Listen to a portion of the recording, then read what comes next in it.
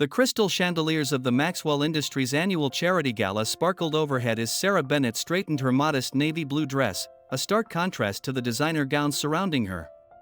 At 28, she had worked her way up from humble beginnings to become the company's leading financial analyst, earning her place through dedication rather than connections.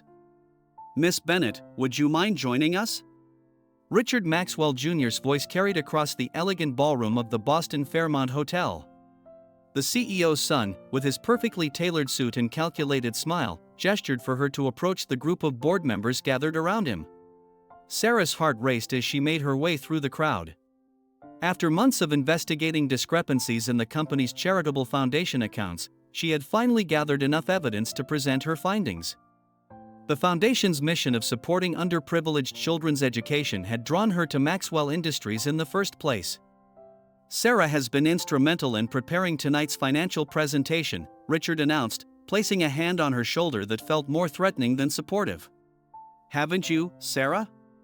The weight of the USB drive in her clutch seemed to grow heavier. On it, she had documented every falsified transaction, every diverted donation, and every child who had been denied their promised scholarship. The foundation had been nothing but a tax haven, with millions meant for underprivileged students ending up in offshore accounts. "Actually, I prepared a special report," Sarah began, her voice steady despite her trembling hands. "I believe the board needs to see some concerning patterns in our foundation's disbursement records." Richard's grip on her shoulder tightened imperceptibly. "Oh, I wasn't aware of any additional presentations tonight."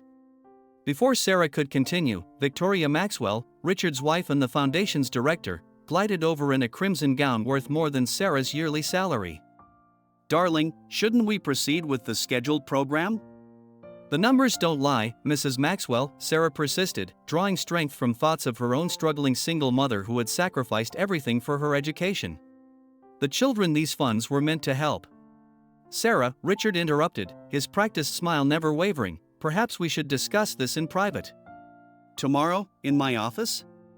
But Sarah knew tomorrow would be too late. She had already received the threatening notes slipped under her apartment door, warning her to keep quiet. The mysterious car that had been following her for weeks.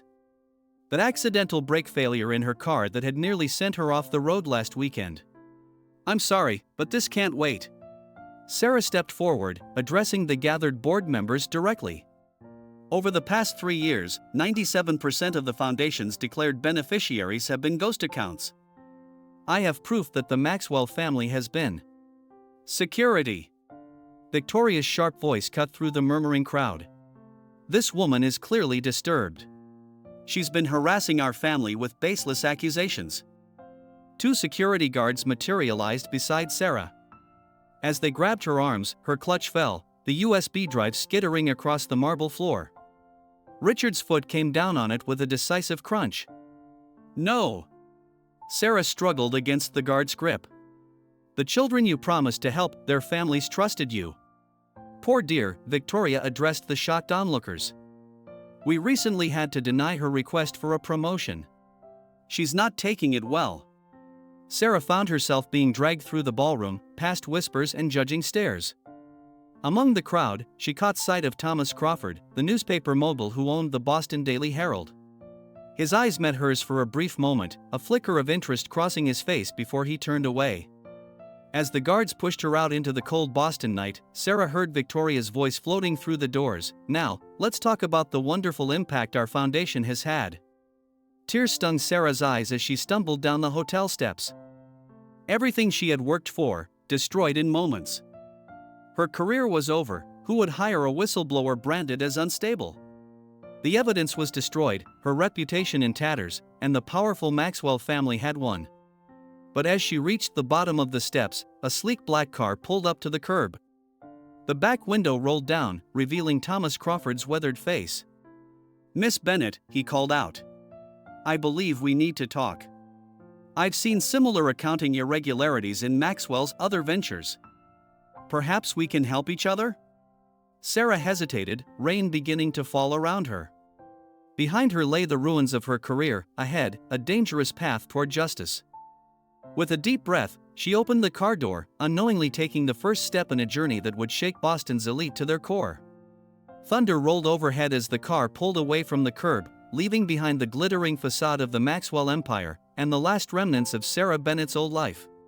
The leather seats of Thomas Crawford's car creaked as Sarah shifted uncomfortably, raindrops streaming down the tinted windows.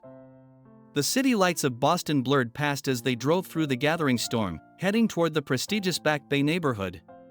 "I've been watching Maxwell Industries for years," Thomas said, his gravelly voice filling the car's interior. "But I never had someone on the inside brave enough to speak up." He paused, studying Sarah with eyes that had seen decades of corruption in Boston's corporate world. "Until now.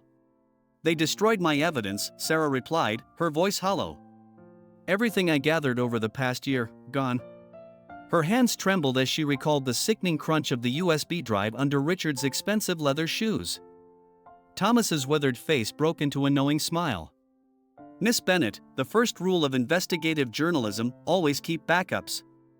He reached into his briefcase and pulled out a manila envelope. "My sources tell me you've been making weekly visits to a certain safety deposit box at First National." Sarah's eyes widened. She had indeed stored copies of everything, but how did he know? "Mr. Crawford, who exactly are your sources?" "Let's just say you're not the only one who's noticed the rot at the heart of Maxwell Industries." The car turned onto a quiet street lined with Victorian brownstones. "There's someone I'd like you to meet." They pulled up to an elegant townhouse, its windows warmly lit against the stormy night. As they approached the door, it opened to reveal a familiar face that made Sarah gasp. "Hello, Sarah," said Eleanor Maxwell, Richard's grandmother and the family matriarch. "I've been expecting you." Inside Eleanor's study, surrounded by old photographs and leather-bound books, Sarah learned the true extent of the Maxwell family's internal struggles. Eleanor, now in her 70s, had watched with growing horror as her grandson Richard and his wife Victoria corrupted her late husband's legacy. "George built Maxwell Industries to help people," Eleanor said, pouring tea with slightly shaking hands. "The foundation was his pride and joy. But after he passed..." She trailed off, pain evident in her eyes. "Richard and Victoria took control, and the board was too afraid to challenge them." "But why haven't you spoken up?" Sarah asked, accepting the delicate teacup. "My dear, they declared me mentally unfit to serve on the board 3 years ago." Eleanor's bitter laugh held years of frustration.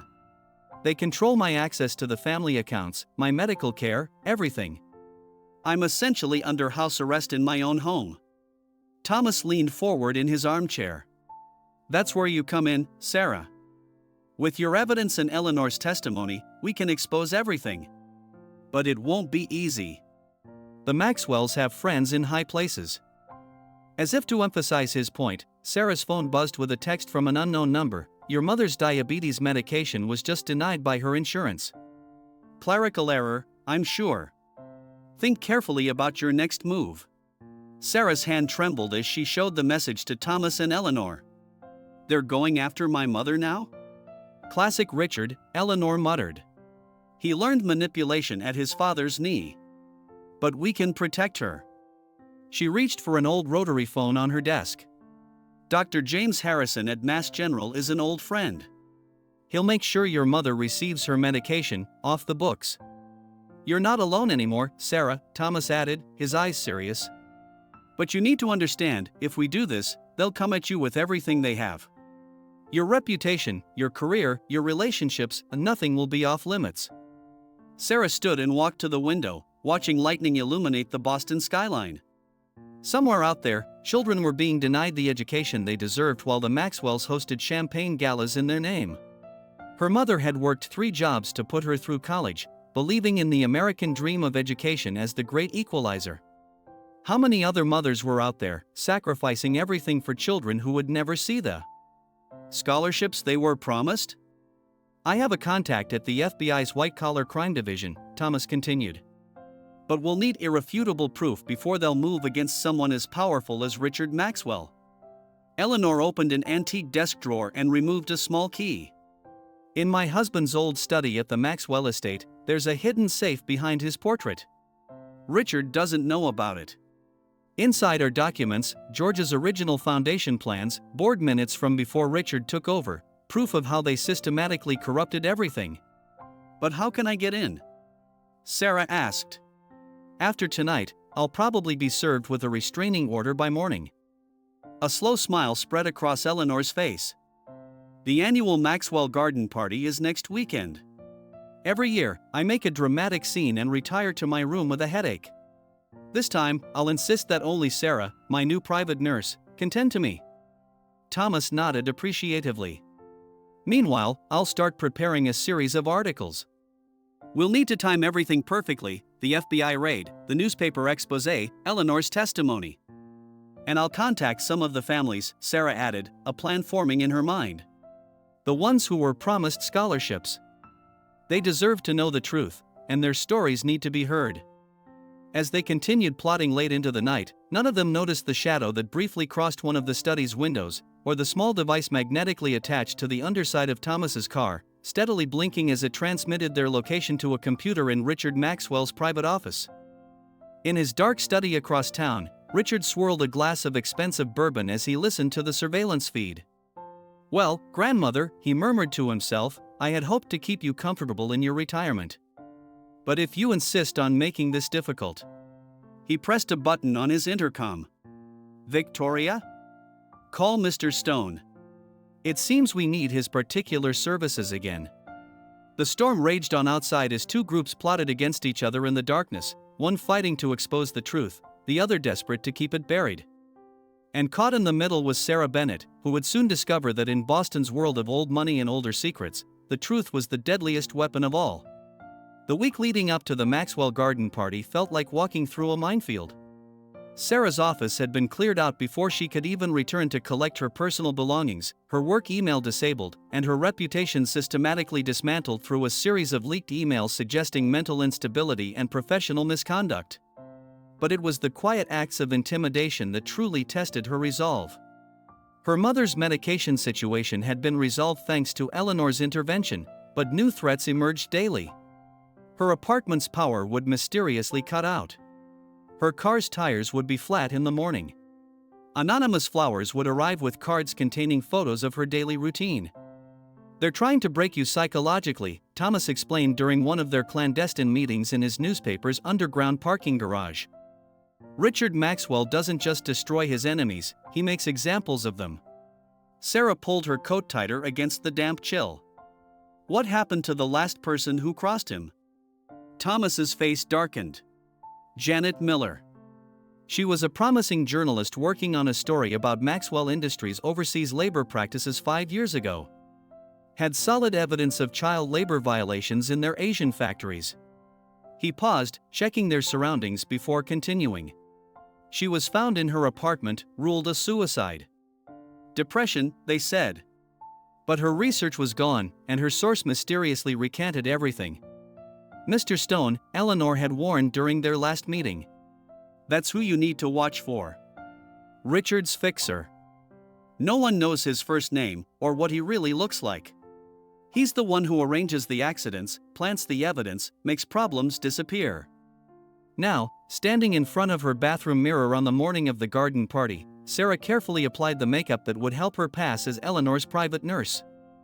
The sturdy white uniform felt like armor, her fake ID badge a shield. But her hands trembled as she remembered Eleanor's final warning: "If Stone is there, he'll know. He always knows." The Maxwell estate sprawled across 5 acres of pristine landscape in Brookline's most exclusive neighborhood. Sarah drove through the iron gates in Eleanor's modest car, her heart pounding as security waved her through. Guests were already arriving for the afternoon party, their luxury vehicles filling the circular driveway. Nurse Andrews, Eleanor greeted her loudly as she entered through the service entrance, playing their role for any watching eyes. "Thank you for coming on such short notice. These migraines can be so unpredictable." As they climbed the grand staircase to Eleanor's suite, Sarah caught glimpses of the party preparations below. Victoria Maxwell was directing staff with military precision, her voice carrying clearly, "The governor will be here at 3. Everything must be perfect." In Eleanor's sitting room, they did a final review of their plan. "George's study is in the east wing," Eleanor whispered, drawing a rough map. "The portrait is behind his desk, one of those horrible oil paintings he hated. The safe's keypad is secondary, you'll need both the key and the code." "Which is?" The date he proposed to me at Fenway Park.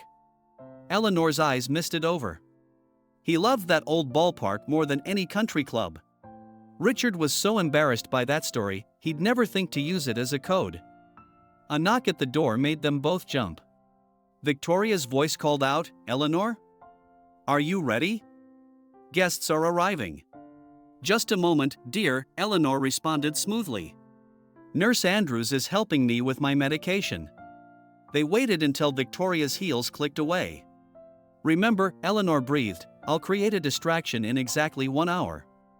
The study will be empty because Richard always gives potential donors a tour of the gardens at this time. You'll have 15 minutes at most." Sarah nodded, tucking the key and code into a hidden pocket. As she helped Eleanor down to the party, she scanned the crowd for any sign of the mysterious Mr. Stone.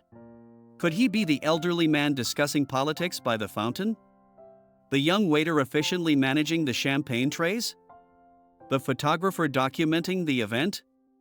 The gardens were magnificent, roses and hydrangeas in full bloom under the early summer sun. Boston's elite mingled on manicured lawns, discussing charity and business deals in equal measure. Sarah stayed close to Eleanor, playing the attentive nurse while watching Richard and Victoria work the crowd. "Senator Williams."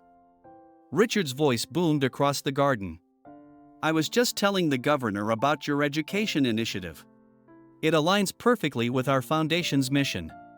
Sarah's stomach turned at his practiced sincerity. A movement caught her eye. Thomas Crawford had arrived, playing his part as a respected newspaper publisher. Their eyes met briefly before he turned away, engaging a judge in conversation. Then she saw him. A man in an impeccable gray suit, unremarkable in every way, except for how others unconsciously moved away from him as he passed. He carried no drink, took no photos, engaged in no conversation. He simply watched, his eyes constantly moving across the crowd until they landed on Sarah. A chill ran down her spine as he smiled, a small, knowing expression that said he saw right through her disguise. "Mr. Stone." "It's time," Eleanor whispered, gripping Sarah's arm. Then louder, "Oh. My head, the light. I can't." Eleanor's performance was perfectly theatrical as she swayed dramatically. Guests gasped as she clutched her temples, and Victoria rushed forward with practiced concern. "Mother, let's get you inside." "No."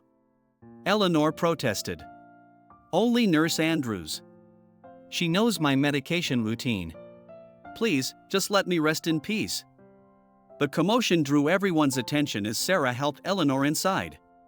But as they reached the door, she glanced back. Mr. Stone was gone. "Go," Eleanor urged once they were inside. "Hurry." Sarah's heart thundered as she navigated the empty halls of the East Wing. George Maxwell's study was exactly as Eleanor had described, dark wood paneling, leather-bound books, and that awful portrait dominating the wall behind the desk. The mechanism to swing the portrait forward was cleverly hidden in a bookend. Sarah's fingers trembled as she input the code, the date of a long-ago marriage proposal at a baseball park. The safe door opened with a soft click. Inside were dozens of documents, exactly where Eleanor said they would be. Original foundation papers, board minutes, private correspondence. Sarah quickly photographed everything with her phone, her hands shaking with adrenaline. She was replacing the last document when a floorboard creaked behind her. "Impressive," said a soft, cultured voice. "Few people could have gotten this far." Sarah froze. In the reflection of the darkened window, she saw Mr. Stone standing in the doorway, still wearing that same knowing smile. "The question is," he continued, closing the door with a gentle click, "what happens next?" Sarah's mind raced as she faced Mr. Stone in the reflection of the window. Her phone, filled with incriminating evidence, felt like it was burning in her pocket. The distant sounds of the garden party filtered through the study's thick walls, a cruel reminder of how alone she was in this wing of the mansion. "You know," Stone continued, his voice unnaturally calm, "I knew your father, David Bennett." The mention of her father's name hit Sarah like a physical blow. "That's impossible. He died when I was 12. "Did he?" Stone moved further into the room, each step measured and deliberate. "Or is that just what your mother told you to spare you the truth?" He gestured to one of the leather chairs. "Please, sit." This is a conversation you'll want to hear. Sarah remained standing, her back against George Maxwell's desk. My father died in a car accident. It was in all the local papers. Stone's smile didn't reach his eyes. Yes, the Boston Globe did run a lovely obituary. I wrote it myself. He pulled a worn photograph from his jacket pocket and placed it on the desk. Boston, 1999. Does anyone in this picture look familiar? Sarah's hands trembled as she picked up the photograph. It showed a group of men in business suits, standing in front of Maxwell Industries' old headquarters. Her father stood on the end, younger and more alive than she remembered him. Next to him was a younger George Maxwell, and beside George. "That's you," she whispered, recognizing the younger version of the man before her. "David Bennett was one of the good ones," Stone said, his voice carrying a hint of genuine regret. "He was George Maxwell's chief financial officer before Richard took over. He discovered the first signs of corruption, just like you did. And just like you, he couldn't stay quiet." Sarah's mind spun with implications. What really happened to him? He didn't die, Sarah. He disappeared, with my help. Stone moved to the window, looking out at the party below. "I gave him a choice: leave everything behind, or watch his family suffer the consequences of his moral stand. He chose you and your mother." "You're lying," Sarah said, but doubt crept into her voice. The timing fit. The strange gaps in her mother's explanations over the years. The way she changed the subject whenever Sarah asked too many questions about her father. Am I? Stone turned back to her. "Ask yourself why your mother suddenly received that scholarship to send you to private school after his death. Why your college tuition was mysteriously covered by an anonymous donor. George Maxwell's last acts of conscience, paying his debt to an old friend." Sarah's legs felt weak.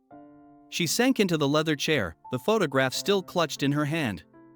"Why are you telling me this?" "Because history is repeating itself." Stone's voice hardened. "But this time, Richard runs the company, not George. And Richard doesn't share his father's sentiments about loyalty or redemption." From somewhere in the mansion, they heard Eleanor's voice raised in apparent distress, the continuation of her diversion. Stone didn't even blink at the commotion. "I'm offering you the same choice I gave your father," he said. "Disappear. Start fresh somewhere else. The documents you just photographed will be dismissed as forgeries, Eleanor will be quietly moved to a private care facility, and Thomas Crawford will have an unfortunate accident while investigating a completely different story." "And if I refuse? Then I can't guarantee your mother's safety. Or Eleanor's. Or that young intern at the Boston Daily Herald who's been helping Thomas dig into Richard's past, Amy Chen, isn't it?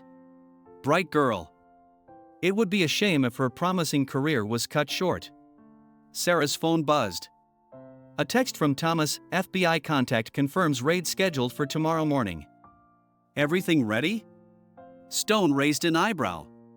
"Tick-tock, Miss Bennett. What's it going to be? Your principals, or their lives?" Sarah stared at the photograph, at her father's smiling face frozen in time. All these years, she'd believed him dead, a tragic victim of circumstance. Instead, he'd been alive somewhere, carrying the weight of his silence. Had he thought of her? Did he regret his choice? But then she thought of all the children denied their chance at education. The families who had pinned their hopes on false promises. Eleanor, trapped in her gilded cage. How many others had been silenced over the years? How many more would suffer if the cycle continued? "You're right about one thing, Mr. Stone," Sarah said, standing up straighter.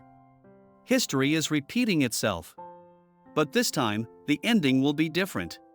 She pressed send on a message she'd prepared earlier, and her phone chimed with multiple notifications as it uploaded the safe's contents to secure servers.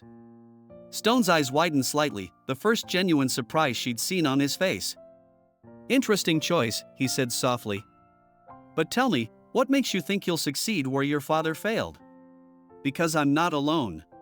Sarah nodded toward the window.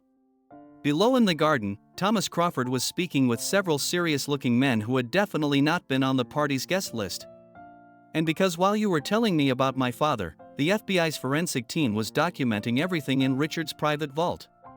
Now real alarm crossed Stone's face. Impossible.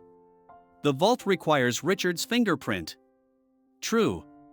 Good thing Victoria's marriage isn't as perfect as she pretends. Hell hath no fury like a trophy wife who discovers her husband's been embezzling from her personal accounts too. Stone moved toward the door, but Sarah wasn't finished. Oh, and those surveillance devices you planted in Eleanor's house? They've been broadcasting to the FBI for the past week. Everything, Mr. Stone. Including your late-night strategy sessions with Richard. The sound of commotion erupted from the garden.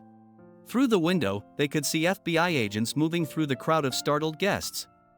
Richard Maxwell's outraged voice carried across the lawn, "This is preposterous. Do you know who I am?" Your father taught me something important, Sarah told Stone, who had gone very still. He showed me that there are worse things than dying. Living with silence is one of them. She held up the photograph. Where is he? For the first time, something like respect flickered in Stone's eyes. Vancouver. He runs a small bookstore under the name Daniel Brooks. He paused. He keeps a picture of you on his desk. Sarah felt tears threatening but held them back. There would be time for that reunion later. Right now, she could hear footsteps approaching the study. It's over, Mr. Stone. The only question is whether you'll go down with Richard, or do what you do best, survive. Stone straightened his tie, his composure returning. Well played, Miss Bennett. Your father would be proud. He turned toward the approaching footsteps. I believe I have some information the FBI might find valuable. About several of Richard's other operations. As agents burst into the study, Sarah watched Stone raise his hands with practiced ease, already beginning to weave his way toward a deal. Outside, the carefully orchestrated garden party had dissolved into chaos. But somewhere in Vancouver, a man named Daniel Brooks was about to receive the surprise of his life. Sarah touched the photograph one last time before slipping it into her pocket. Some family reunions would have to wait. Right now, she had a story to tell and justice to serve. The next 48 hours passed in a blur of police statements, media chaos, and endless cups of coffee at the FBI's Boston field office. Sarah watched through one-way glass as Richard Maxwell's carefully constructed world crumbled. His expensive lawyer sat silent as federal agents laid out document after document, each piece of evidence tightening the noose. Victoria Maxwell had been sequestered in a separate interrogation room, her perfectly manicured nails drumming against the metal table as she negotiated her immunity deal. As it turned out, hell hath no fury like a society wife who discovers her private art collection was used to launder money. You've started quite the domino effect, Special Agent Diana Winters said, handing Sarah another coffee. We've got board members practically trampling each other to be the first to cooperate. Seems nobody wants to go down with the Maxwell ship. Sarah barely heard her. Her mind was in Vancouver, picturing a small bookstore and a man who had lived with his own silence for 15 years. Her mother's reaction to the news about her father had been devastating. I wanted to tell you so many times, her mother had sobbed over the phone. But the money for your education, we needed it so badly. And I was so afraid of what they might do if I broke the agreement. A gentle hand on her shoulder pulled Sarah from her thoughts. Eleanor Maxwell stood behind her, looking both exhausted and triumphant. The governor just announced an emergency investigation into all state contracts with Maxwell Industries, Eleanor said, lowering herself into a chair.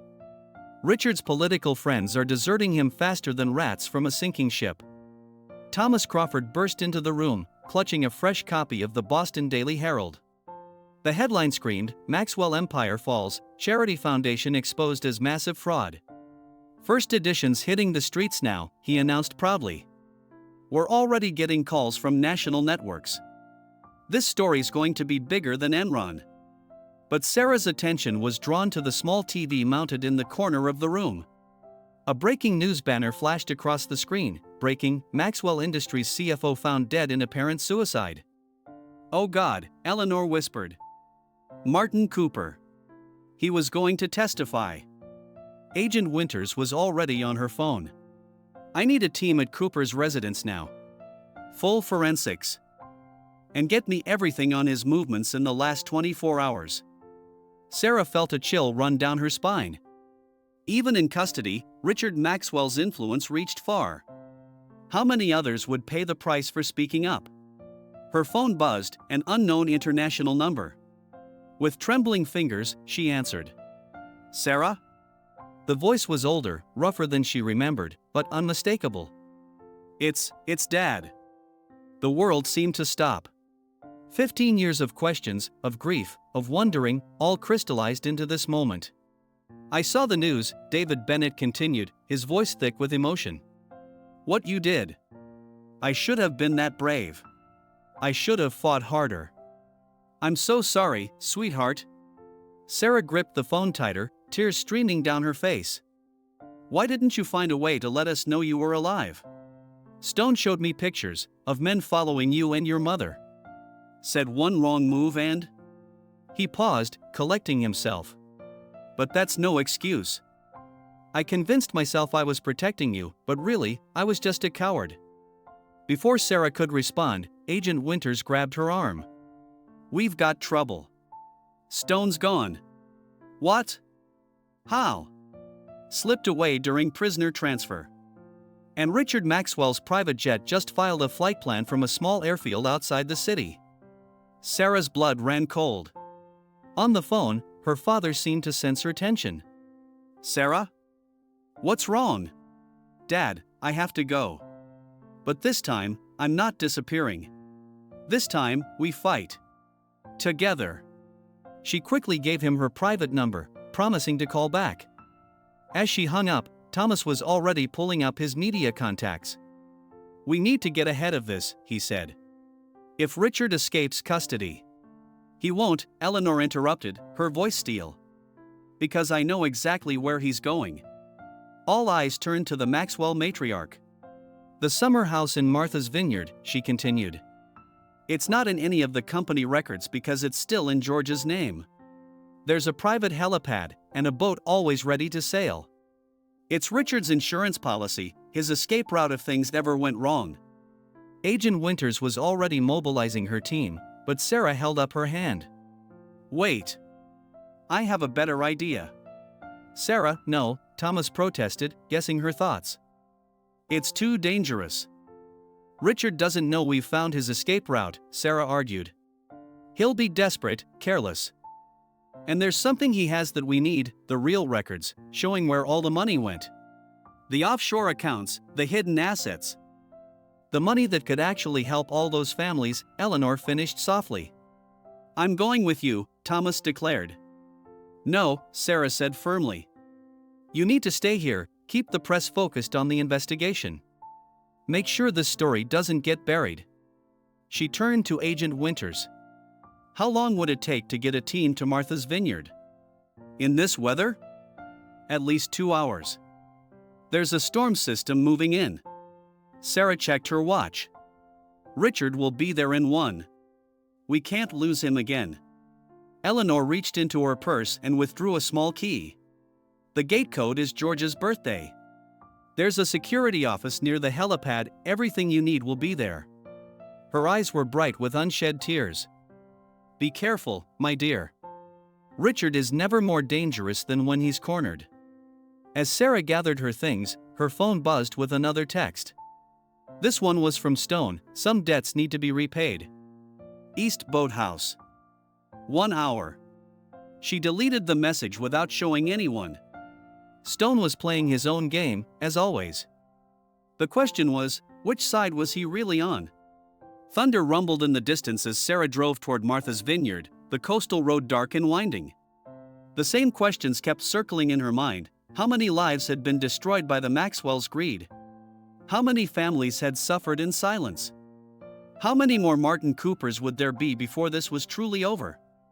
Rain began to fall as she crossed the bridge to the island, the wind picking up strength. Somewhere ahead, Richard Maxwell was making his own desperate journey toward escape. But this time, Sarah wasn't the one running away. This time, she was the one giving chase. The Maxwell summer estate loomed through the rain like a ghostly galleon, its weathered shingles and widow's walk silhouetted against flashes of lightning. Sarah killed her headlights as she approached, using the storm's darkness as cover. Through the iron gates, she could see lights on in the main house. Richard had already arrived. Her phone vibrated, a message from Agent Winters. Backup 90 minutes out. Do not engage. Wait for tactical team. Sarah switched her phone to silent. She couldn't wait. The Coast Guard had already reported a suspicious vessel moving into position just offshore. If Richard reached that boat with the evidence.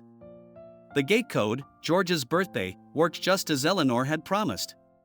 Sarah slipped through on foot, rain plastering her hair to her face as she made her way toward the east boathouse.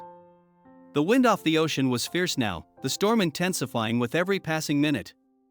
Movement caught her eye, a figure disappearing into the trees near the main house. Victoria Maxwell, her designer dress replaced by practical dark clothing. So she was part of the escape plan after all, despite her supposed cooperation with the FBI. They're not in the main house, Stone's voice came from the shadows of the boathouse, making Sarah jump. It's a distraction. Richard's real escape route is through the wine cellar. Sarah peered through the rain at Stone's outline. Why are you helping me? Let's just say I'm settling an old debt. He handed her a small key. Wine cellar entrance is behind the rose garden. But be careful, Richard's not alone. He has insurance. Martin Cooper wasn't a suicide, was he? Stone's silence was answer enough. He melted back into the darkness, leaving Sarah with more questions than answers. The rose garden was Eleanor's pride and joy, even here at the summer house.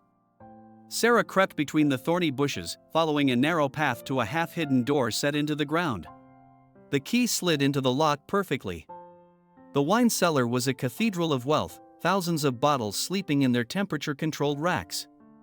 Sarah's footsteps echoed on the stone floor as she moved deeper into the labyrinth of vintage wines and family secrets. Voices drifted from around a corner. Sarah pressed herself against a rack of Bordeaux, listening. Everything's arranged? Richard's voice, tense and clipped. The boat will take you to the yacht, an unfamiliar voice responded. From there, it's a straight shot to the Caymans. New papers are waiting. And the evidence? All here, sir. Every record, every transaction. Once we're safely away, a tragic electrical fire will destroy the cellar and everything in it. They'll never prove anything without the documentation. Sarah's heart raced. The real records, everything they needed to recover the stolen money, were right here. But so were Richard's hired muscle, and based on what happened to Martin Cooper, they wouldn't hesitate to add another accident to the night's events. A floorboard creaked behind her. Hello, Sarah. Victoria's voice was cold as ice. I had a feeling you'd show up. Sarah turned slowly. Victoria stood blocking the path back to the entrance, a small revolver pointed steadily at Sarah's chest. You know what the worst part is? Victoria continued conversationally. I actually admired your dedication at first. Such a hard worker, so concerned with doing the right thing. Just like your father. You knew about him too? Of course. Richard made sure I understood the family history when we married. All the little secrets, all the loose ends that needed managing. She gestured with the gun. Move. Richard will want to deal with you himself. Sarah walked ahead of Victoria, emerging into a larger chamber that seemed to be the center of the cellar. Richard stood near a modern steel door, presumably another exit, while two men in dark suits finished packing documents into waterproof cases. Sarah Bennett. Richard's smile was razor-sharp. The righteous crusader, just like your father. Tell me, have you spoken to him yet? How's the bookstore business in Vancouver? It's over, Richard. The FBI is on their way. Even if you escape tonight, they'll find you eventually. Will they? Money opens a lot of doors, Sarah. Buys a lot of silence. He nodded to one of the suited men, who opened the steel door. The sound of rain grew louder. The question is, what's your silence worth? Excuse me? Come with us. Richard spread his hands. Think about it, with your reputation for integrity, your insider knowledge, you could be invaluable to our new operation. We're talking millions, Sarah. A fresh start, far from all this mess. You're insane. Am I? What's your alternative? Stay here, spend years testifying in courts, always looking over your shoulder? Ask your father how well that worked out. Richard checked his watch. Tick-tock, Sarah. The offer expires when that door closes. Sarah looked at the cases of documents, all the evidence they needed, about to disappear forever. She thought of her father, living in exile. Of Martin Cooper, silenced forever. Of all the families waiting for justice. Time's up, Victoria said, pressing the gun harder into Sarah's back. But at that moment, several things happened at once. A massive thunderclap shook the cellar, making Victoria flinch. Sarah used that split second to spin and knock the gun aside. One of the suited men lunged for her, but suddenly Stone materialized from behind a wine rack, catching him with a precise blow. You! Richard's face contorted with rage. You treacherous! His words were cut off by a new sound, helicopter rotors, much closer than FBI backup should have been. Did you really think Eleanor only had one grandson? Stone said calmly. James Maxwell may have been written out of the will years ago, but he still has his military contacts. And a very particular interest in family justice. The steel door burst open, admitting a squad of heavily armed men in tactical gear. Leading them was a younger version of George Maxwell, James, the prodigal grandson who'd chosen the Marines over the family business. Richard lunged for the document cases, but Sarah was faster. She grabbed one, spinning away from Victoria's grasp. The case slipped in her wet hands, spilling papers across the floor. No! Richard dove for the documents, but stopped short as multiple laser sights danced across his chest. Richard Maxwell, James's voice carried the weight of years of family shame. You're under arrest for fraud, embezzlement, and conspiracy to commit murder. As the tactical team secured the cellar, Sarah gathered the scattered papers with trembling hands. It was all here, every transaction, every hidden account, every dirty deal. Finally, proof that couldn't be buried or burned away. Stone stood watching as Richard and Victoria were led away in handcuffs, their world of privilege and corruption crumbling around them. Why? Sarah asked him. Why really help us? Stone was quiet for a moment. Because 15 years ago, I helped destroy a good man's life. Some debts can't be paid with money. He turned to leave, then paused. Your father's flight lands at Logan Airport tomorrow morning. Gate C12. Don't be late. Sarah looked down at the documents in her hands, the key to restoring hope to so many families. Outside, the storm was beginning to pass, the first light of dawn breaking through the clouds over Martha's vineyard. Sometimes, she reflected, the darkest storms bring the brightest mornings. Logan Airport buzzed with its usual morning chaos, but Sarah barely noticed the crowds as she stood rooted near Gate C12. Her mother, Helen, clutched her hand tightly, both of them watching the arrival board with hearts racing. Flight AC 487 from Vancouver landed. What if he's different? Helen whispered, voicing the fear they both shared. 15 years is such a long time. Sarah squeezed her mother's hand. The past 24 hours had been a whirlwind of federal debriefings, press statements, and emotional phone calls. The Boston Daily Herald's front page lay folded in her bag. Maxwell Air leads raid, military grandson helps expose family corruption. But none of that seemed real compared to this moment. The first passengers began emerging from the jetway. Sarah scanned each face, her heart skipping at every silver-haired man who appeared. Then, suddenly, there he was. David Bennett had aged, his hair more gray than brown now, his face lined with years of guilt and exile. He carried only a small duffel bag, as if he still couldn't believe he was really coming home. When he saw them, he stopped dead in his tracks, causing other passengers to detour around him. David, Helen breathed, taking a halting step forward. Sarah watched as her parents slowly moved toward each other, 15 years of separation crystallizing into this single moment. When they finally embraced, their sob was shared, a sound of grief and joy so raw that nearby strangers looked away to give them privacy. Then David turned to Sarah, his eyes filled with tears. "My little girl," he whispered. "Not so little anymore." The embrace was awkward at first, both of them unsure, But then Sarah breathed in the familiar scent of her father, different cologne, but underneath it, the same dad who had once read her bedtime stories, and the years seemed to melt away. "I'm so sorry," he kept whispering. "So sorry." "I know, Dad," Sarah said, holding him tighter. "I know." A discreet cough interrupted them. James Maxwell stood nearby, flanked by two plainclothes security officers. The family resemblance to his uncle Richard was striking, but where Richard's features had always held calculation and greed, James's carried a soldier's directness. "Mr. Bennett," James said formally. "I apologize for interrupting, but we need to get you all to a secure location. The press got wind of your arrival." Through the terminal windows, Sarah could see a growing crowd of reporters gathering outside. The story of the Maxwell scandal had exploded overnight, with every major network running special reports. The revelation that a supposedly dead whistleblower was returning after 15 years in exile had sent the media into a frenzy. "My grandmother has offered her Back Bay residence," James continued. "It's secure, and the FBI has cleared it. She'd very much like to see you, Mr. Bennett." David tensed slightly at the mention of Eleanor Maxwell. "She was always kind to me," he said slowly. "Even after everything." The drive to Eleanor's townhouse was surreal. Boston had changed in 15 years, new skyscrapers piercing the sky where David remembered smaller buildings. He held Helen's hand the entire way, their fingers intertwined as if afraid to let go again.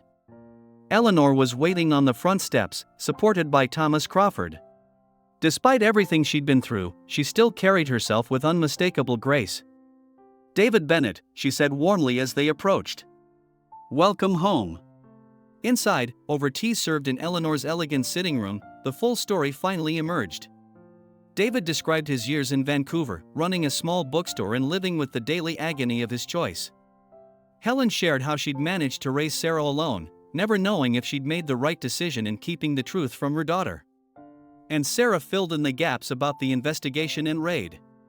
"The FBI forensic team is still going through the documents we recovered," James reported. "But preliminary findings suggest we can trace and recover most of the stolen funds." "The foundation will be restructured under independent oversight." "And Richard?" David asked quietly. "Singing like a canary," Thomas said with satisfaction. "He's offering to testify against every corrupt board member, judge, and politician he ever dealt with in exchange for a lighter sentence." "Victoria too?" "The dominoes are still falling." "What about Stone?" Sarah asked. The mysterious fixer had vanished after the raid, leaving no trace as usual. James shook his head. "Gone. But he left something for you, Mr. Bennett." He handed David a thick envelope. Inside was every photograph Stone had used to threaten David 15 years ago, along with surveillance reports and the original agreement forcing his disappearance. There was also a short note, "Debt paid." "There's something else you should both see," Eleanor said to David and Sarah. She nodded to Thomas, who opened his laptop and pulled up a video. It was George Maxwell, much older than in the photograph from David's CFO days, recording what appeared to be a deathbed statement. The old man looked frail but determined as he spoke.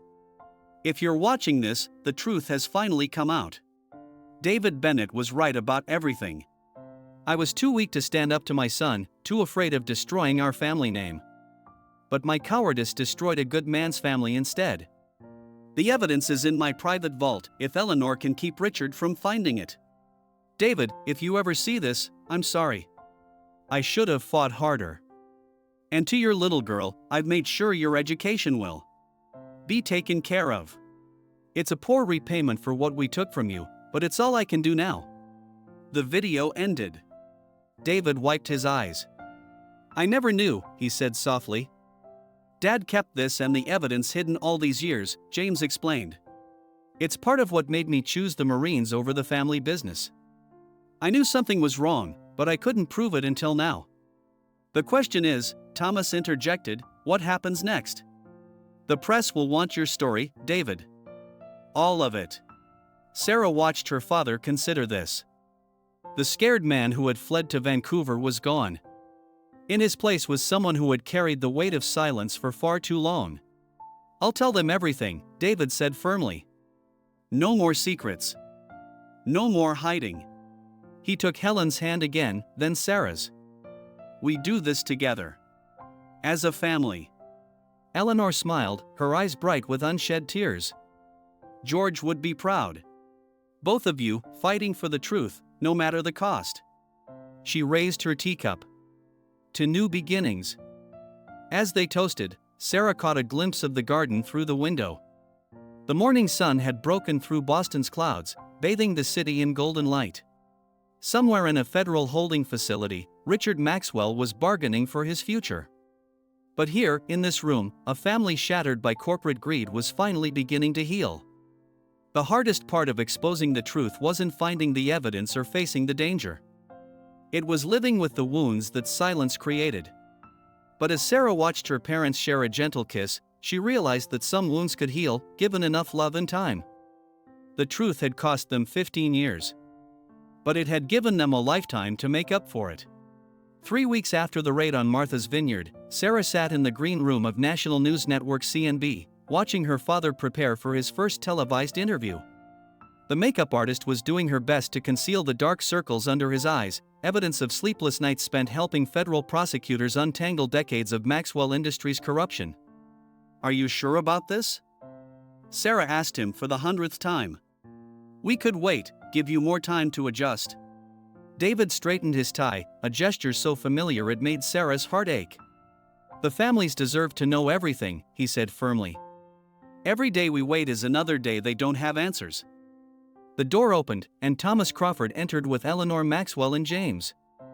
The past weeks had taken their toll on Eleanor. The stress of testifying against her own grandson had aged her visibly, but her spine remained steel straight. Richard's lawyers reached out again, James reported, his military bearing somewhat at odds with his civilian suit. They're offering a full confession in exchange for Victoria being transferred to a minimum security facility. After what she did to Martin Cooper? Thomas shook his head in disgust. Not a chance. The investigation into Cooper's death had revealed a darker side to Victoria Maxwell than anyone had suspected. She hadn't just known about the violence, she had orchestrated it, using her society connections to identify threats and her charm to get close to potential whistleblowers. 5 minutes, Mr. Bennett, a producer, called through the door. Sarah's phone buzzed with a text from Agent Winters, stone spotted in Chicago. Following leads. The mysterious fixer had vanished after the raid, but his fingerprints kept appearing on evidence that mysteriously found its way to federal investigators, offshore account numbers, recordings of compromised judges, lists of shell companies. It seemed his debt to the Bennett family wasn't quite paid in full. There's something else you should know before you go on air, Thomas said quietly to David. We found Alicia Torres. The color drained from David's face. She's alive? Eleanor touched his arm gently. She's been living in Arizona under an assumed name. Stone got her out just before the accident that was meant for her. Sarah looked between them, confused. Who's Alicia Torres? David sank into a chair, suddenly looking every one of his years in exile. She was my secretary at Maxwell Industries. She helped me gather the original evidence against Richard. The night I left, she was supposed to meet me with backup copies of everything. He closed his eyes, pain etching deep lines around his mouth. When I heard about the car crash, I assumed.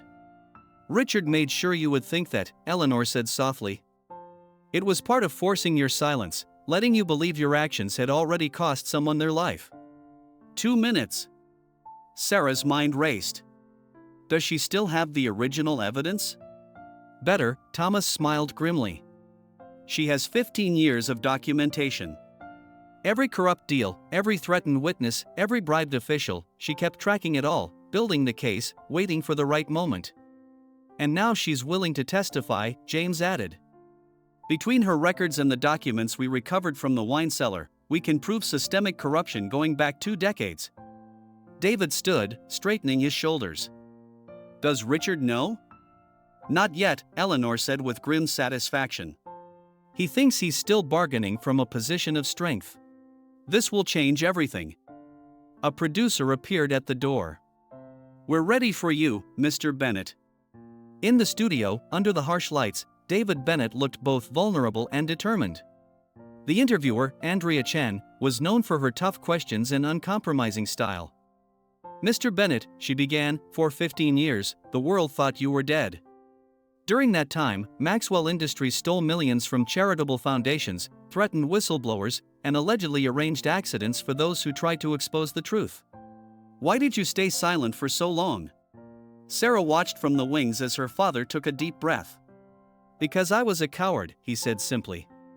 "I told myself I was protecting my family, but the truth is, I was protecting myself. And every day of silence bought with that fear allowed Richard Maxwell to hurt more people.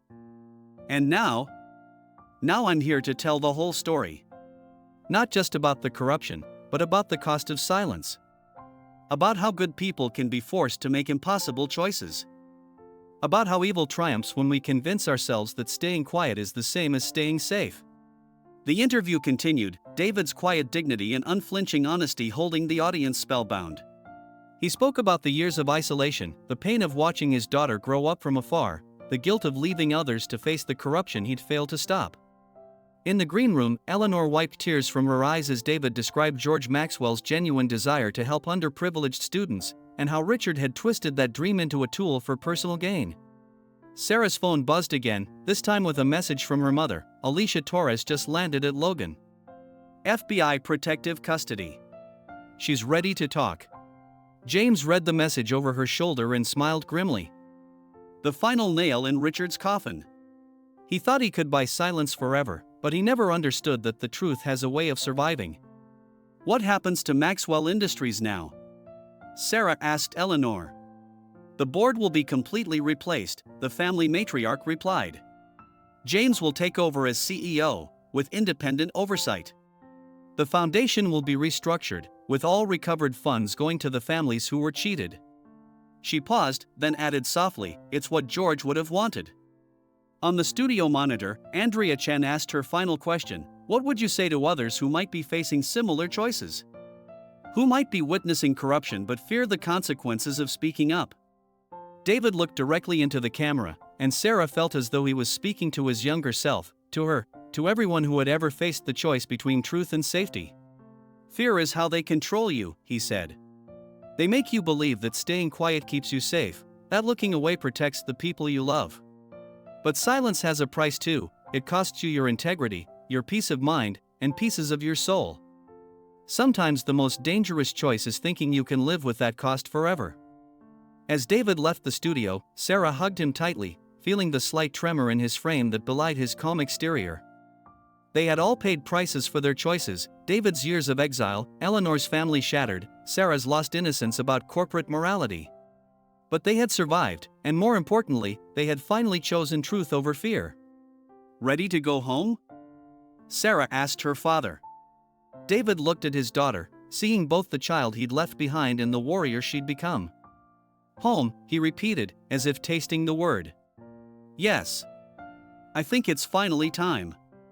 Outside the studio, reporters waited with cameras and questions. But for the first time, the Bennett family wasn't running from their story. They were ready to tell it. The federal courthouse in downtown Boston hummed with tension on the morning of Richard Maxwell's sentencing. 6 months had passed since the raid on Martha's Vineyard, months filled with testimonies, revelations, and the slow grinding of justice's wheels. Sarah sat between her parents and the crowded courtroom, watching Richard and Victoria being led in wearing orange jumpsuits, a far cry from their designer wardrobes. Behind them sat rows of victims, families cheated out of scholarships, former employees silenced by threats, lives derailed by corporate greed. Alicia Torres sat in the front row, her testimony having proved devastating to Richard's attempts at plea bargaining. 15 years of meticulous documentation had stripped away every layer of deniability, every corporate shield, every carefully constructed alibi. "All rise." Judge Miranda Hernandez entered, her reputation for strict sentencing preceding her. She had refused to recuse herself despite Richard's lawyers claiming bias. Her own daughter had been among those denied a promised Maxwell Foundation scholarship years ago. "Before I deliver my sentence," Judge Hernandez began, "would the defendant like to make a final statement?" Richard Maxwell stood, somehow maintaining his air of superiority despite his circumstances. "Your Honor, I maintain that my actions were within the bounds of acceptable business practices." Any harm caused was unintentional, the result of market forces beyond my control. A murmur of outrage rippled through the victim's section. Sarah felt her father tense beside her. "Mr. Maxwell," the judge's voice cut through the whispers, "your acceptable business practices destroyed lives. You didn't just steal money, you stole dreams, opportunities, futures." She shuffled through some papers. "I have here a letter from Michael Chen, age 17. His sister Amy was promised a full scholarship by your foundation. When that promise was revealed as a fraud, she took her own life." Victoria's composed facade cracked slightly. This was new evidence, not previously presented during the trial. "There are hundreds more stories like this," Judge Hernandez continued. "Lives shattered by your greed. And yet you stand here, still denying responsibility." The judge straightened her papers with a decisive tap. "Richard Maxwell, this court sentences you to 25 years in federal prison, with no possibility of parole for 20 years. Additionally, you are ordered to forfeit all personal assets, which will be liquidated to provide restitution to your victims." Victoria's sentence followed, 15 years, with the possibility of parole after 12, her cooperation having earned some leniency despite her role in Martin Cooper's death. As the former power couple was led away, Richard turned suddenly to face the courtroom. His eyes locked with Sarah's. "You think this is justice?" he snarled. "You think this is over? Money finds a way, Miss Bennett. It always does." "Remove the defendant," Judge Hernandez ordered sharply. Outside the courthouse, beneath a crisp autumn sky, reporters swarmed the Bennett family.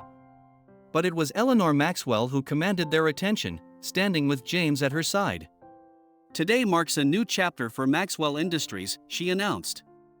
"Under James's leadership, and with the guidance of our new board of directors, we are establishing the Truth and Reconciliation Fund. Every dollar recovered from Richard's hidden accounts will go toward fulfilling the broken promises made to students and their families." Thomas Crawford pushed through the crowd. "Sarah, there's something you need to see." He led them to a nearby coffee shop where Agent Winters waited with a laptop. On the screen was security footage from an upscale Geneva restaurant, timestamped that morning. "That Stone," Sarah breathed, recognizing the figure meeting with a Swiss banker. "You found him." "Better," Agent Winters smiled. "He found us." This footage was sent to every major financial crimes unit an hour ago, along with complete documentation of Richard's secret accounts. Nearly $2 billion, hidden in plain sight. David leaned closer to the screen. "He's been planning this for years. Gathering evidence, tracking the money. Paying his debt," Eleanor finished softly. "In his own way." Sarah's phone chimed with a news alert. She read it aloud. "Breaking, Maxwell Industries announces full scholarships for all previously defrauded students and their siblings. Program to be administered by Independent Educational Trust." James nodded. "It's done." The papers were signed this morning. Every single student who was promised support will receive it, with interest. Including retroactive coverage for those who had to take out loans. Helen squeezed Sarah's hand. "It's really over." But Sarah wasn't so sure. Richard's final words echoed in her mind, "Money finds a way." That evening, as the Bennett family celebrated at their old favorite restaurant in Cambridge, Sarah received another message. This one contained only an address in Vancouver and today's date. "Dad," she said, showing him the message. "Your bookstore." David's eyes widened. "The safe behind the register. I always wondered why Stone insisted I maintain it." Hours later, Sarah watched via video call as David's old assistant opened the dusty safe in the Vancouver bookstore. Inside was a thick envelope and a note in Stone's precise handwriting. "Insurance. In case money tries to find its way back to old habits.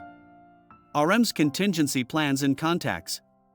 Use only if necessary. The debt is now fully paid." "What do we do with it?" Helen asked. Sarah thought of Richard's threat in the courtroom, of all the lives nearly destroyed by silence. "We keep it safe," she said. "And we stay ready. Because the price of justice isn't just exposing the truth once, it's remaining vigilant to protect it." David nodded, understanding in his eyes. They had all learned that lesson the hard way. As the autumn sun set over Boston Harbor, Sarah walked with her parents along the waterfront. The city was changing. Maxwell Industries' towering headquarters now bore James's new logo, a phoenix rising from corporate ashes. The company's charitable foundation had been reborn, its mission restored to George Maxwell's original vision. "Do you regret it?" Sarah asked her father suddenly. "Coming back, facing everything?" David was quiet for a moment, watching boats bob in the harbor. "I regret the 15 years I lost to fear," he said finally. "But this? Fighting alongside my daughter, making things right?" He smiled, wrapping an arm around Helen. "Some prices are worth paying." A cool breeze carried the scent of approaching winter, of change and renewal. Somewhere in the world, Stone was probably already working on his next redemption project. In a federal prison, Richard Maxwell was learning that some things couldn't be bought. And in Boston, a family once broken by corporate greed had found its way back to wholeness. But Sarah kept Stone's insurance package close, knowing that justice, like truth, required constant vigilance.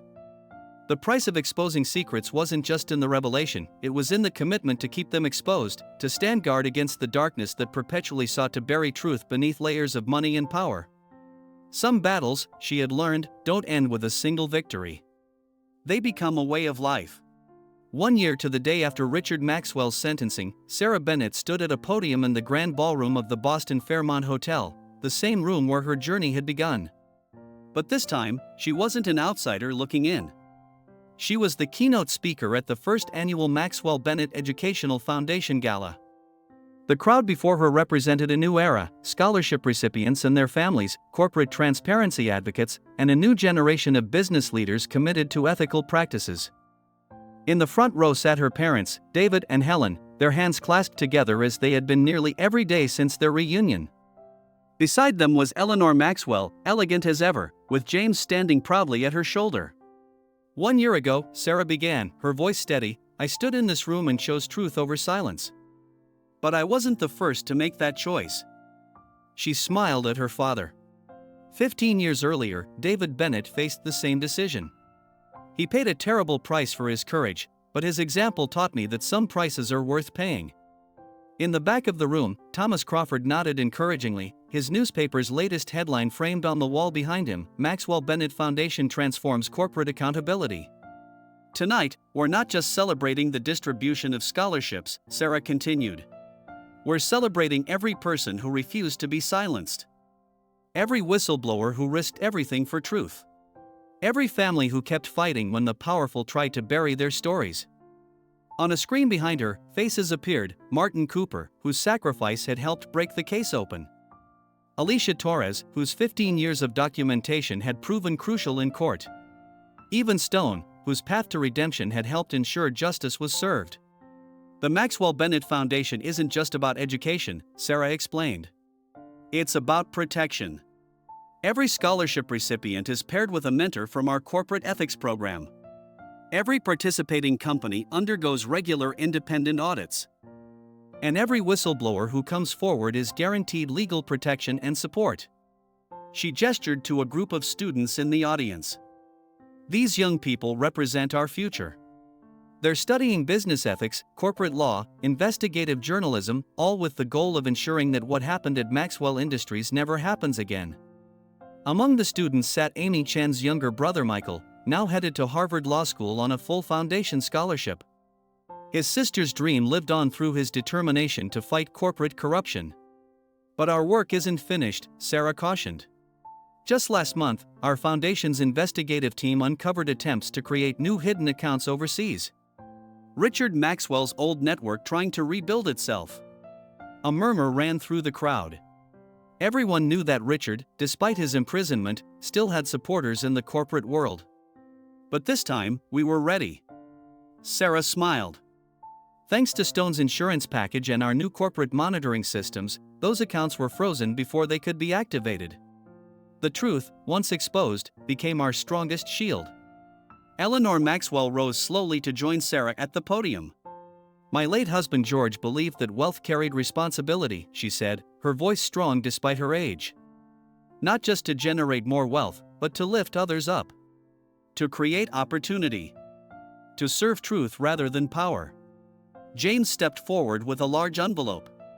Which is why tonight, we're announcing the George Maxwell Corporate Transparency Initiative. $100 million in funding for investigative journalism, whistleblower protection, and corporate ethics education. The applause was thunderous, but Sarah noticed her father slipping quietly from the room. She found him on the hotel's rooftop terrace, looking out over the Boston skyline. "Dad?" David turned, his eyes glistening. "I was just thinking about that night, 15 years ago. Standing in my office, Stone showing me those surveillance photos, telling me I had to choose." He shook his head. "I thought I was protecting you and your mother by running. Instead, I just passed the burden to you." Sarah joined him at the railing. "You taught me the most important lesson of all, that silence has a cost too heavy to bear." "You did what I couldn't," David said softly. "You stood your ground. Fought back. Changed things." "We all did," Sarah corrected him. "You, me, Mom, Eleanor, James, Thomas, even Stone in his own way." That's what Richard never understood. Money can buy silence, but it can't buy truth. Truth needs people willing to speak it, protect it, fight for it. Below them, the gala continued. Through the windows, they could see Eleanor showing scholarship recipients the Foundation's new mentoring program on large screens. James was deep in discussion with corporate ethics officers. Helen was comforting a crying parent whose child would now get the education they'd been promised. Sarah's phone buzzed, a message from an unknown number: "Singapore accounts neutralized. Network identified. Last debt paid. Goodbye, Ms. Bennett." She showed it to her father. "Stone's final gift." "Not final," David said thoughtfully. "Just the end of one chapter. There will always be more Richards in the world, trying to bury truth under money and power. And there will always need to be people willing to stand against them." Sarah thought of all the students downstairs, learning to recognize corruption and fight it. The next generation of truth-tellers and justice seekers. That's our real legacy, isn't it? Not just exposing one company's secrets, but creating a world where truth has guardians. David hugged his daughter close. "You know Richard will try again. Even from prison, he has connections." "Let him try," Sarah said firmly. "We're not afraid anymore. And we're not alone." They returned to the ballroom just as Eleanor was introducing the next speaker, Michael Chen, sharing his sister Amy's story and his own journey from victim to advocate. The audience sat rapt, understanding that they were witnessing not just a speech, but the torch of justice being passed to a new generation. Sarah looked around the room, at her mother's proud smile, Eleanor's dignified strength, James's determined focus, Thomas's journalistic passion. A room full of people who had chosen truth over silence, courage over comfort, justice over power. They had paid prices for those choices. Some in years, some in tears, some in fears overcome. But standing there, watching truth's legacy unfold before her, Sarah knew that every price had been worth paying. Because in the end, they had not just exposed secrets. They had changed the world.